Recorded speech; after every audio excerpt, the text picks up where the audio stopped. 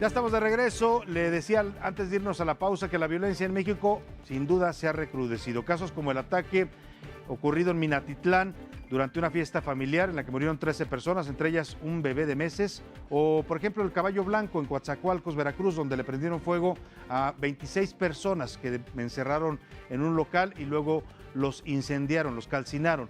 Entre ellos también un menor de 15 años, o más recientemente el ataque en contra de la familia Levarón, en el que 6 niños y 3 mujeres fueron masacrados para después ser calcinados a bordo de sus vehículos. Esto nos habla de niveles extremos de violencia que rebasan ya los parámetros a los que estábamos acostumbrados aún en los últimos años, donde ha habido violencia cotidiana proveniente del crimen organizado.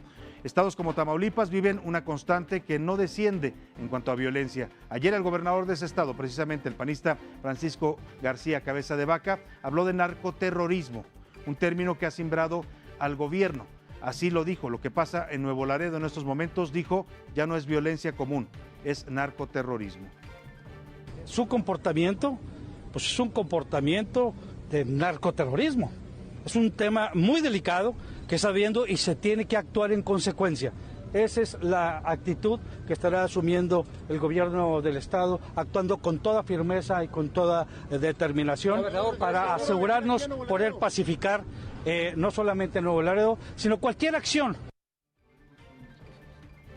Bueno, pues para analizar este tema, saludo con gusto y recibo aquí en esta mesa al doctor Rodrigo Soto Morales, investigador de seguridad de la Universidad Panamericana, experto en estos temas, y también al doctor Javier Oliva, él es experto en seguridad nacional y también en temas de Fuerzas Armadas. Bienvenido, doctor. Salvador, muchas gracias por invitarme. Rodrigo, tenerlos Salvador, aquí. Un gusto estar contigo. A ver, ¿hay o no narcoterrorismo en México?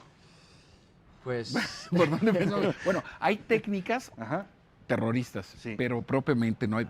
Recordemos que el crimen organizado lo que busca es dinero y el terrorismo, digamos en su acepción internacional, donde Rodrigo sabe más que yo de este tema, tiene que ver con reivindicaciones de otro tipo, de otra ideológicas, políticas, separatistas, étnicas, etcétera. Entonces, el problema es que cuando con nosotros comencemos a hablar de narcoterrorismo, estamos hablando de un delito que tiene un tratamiento multilateral, internacional, y en ese sentido sí me parece que el gobernador se equivocó. ¿Se equivocó o lo dijo intencionalmente? Porque lo que dice Javier es cierto. Estamos entonces invocando que este delito tienen que venir fuerzas extranjeras y pueden venir a combatirlo en México.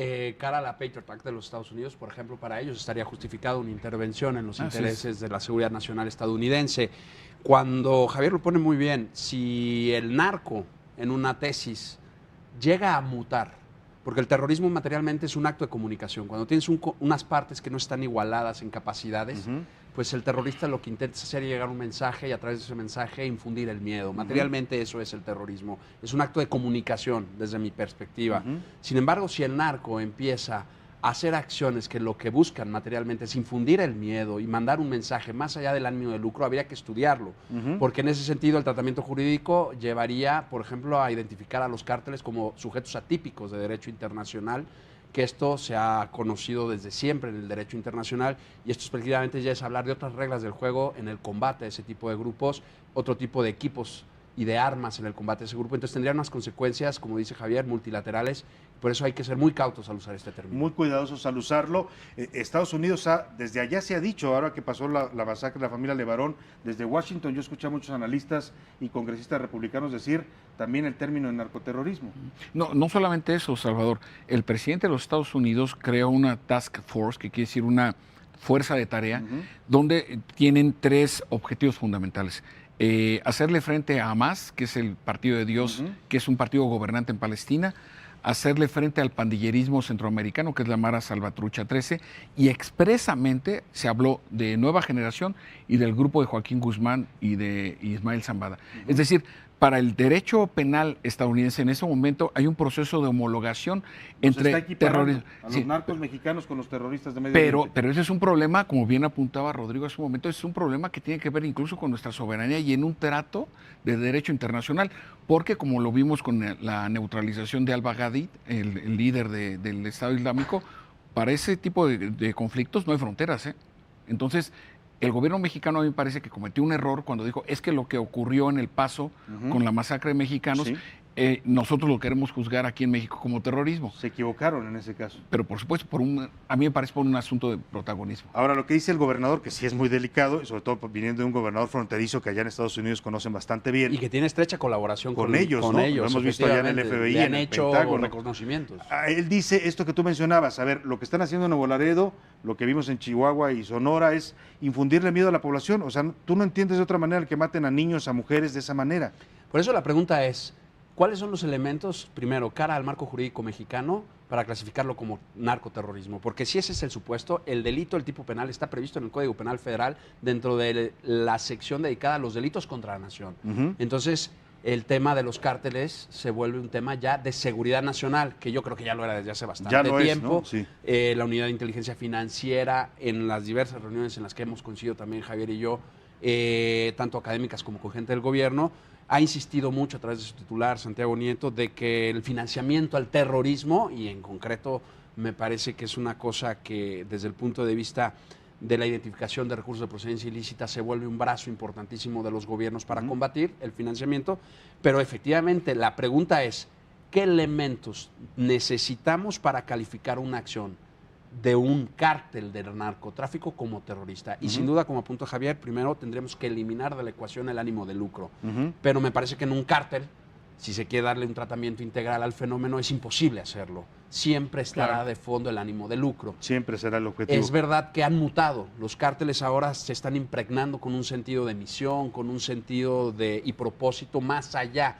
de controlar una plaza o de controlar un negocio transnacional.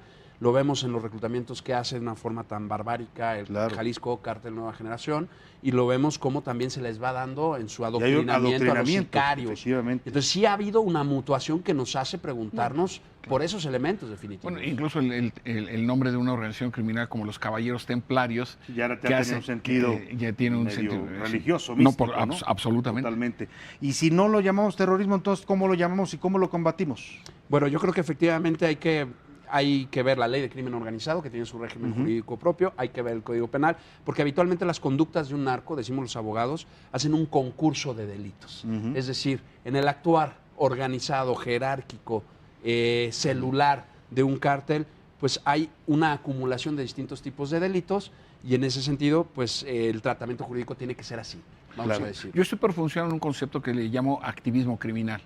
¿A qué me refiero? Que tienen rudimentos ideológicos, tienen planteamientos muy primitivos en términos de lo que se refiere a la relación social, pero ya las están comenzando a hacer. Y esto sí, Salvador, y no sé si Rodrigo esté de acuerdo conmigo, esto sí se puede convertir en un problema verdaderamente estructural, porque entonces pasan del puro ánimo de lucro a rudimentos de reivindicación social. Correcto. Y para mí ahí sí va a ser un problema, un tema de que ya pasó en Colombia el fenómeno, ¿no? Pero ya justamente, si ya sabemos ¿para dónde vamos? ¿Por qué no lo neutralizamos? Ese Buena sería pregunta. El punto. La mesa y el tema nos da para mucho, el tiempo se nos vemos agota, mañana. Pero mañana lo continuamos, sin duda alguna. Vamos a continuarlo con dos expertos tan aguzados en este tema y con tanta información interesante. Rodrigo Soto Morales, investigador en Seguridad Nacional de la Universidad Panamericana. Gracias. Salvador, buenas noches. Doctor Javier Oliva. Salvador, querido, muchas gracias. Igualmente. Vámonos al panorama internacional con